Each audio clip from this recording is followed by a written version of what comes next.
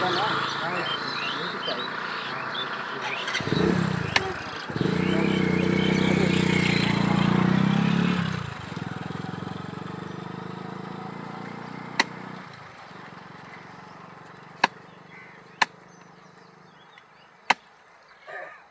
है डॉक्टर?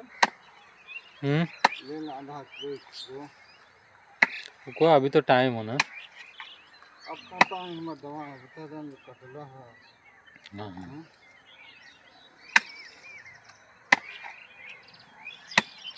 अभी लेके भी रख देना पड़ेगा, बाद में लेंगे तो सही है। अब पेशेंट वगैरह आई तो अच्छा ना लगे ना, महकला ना।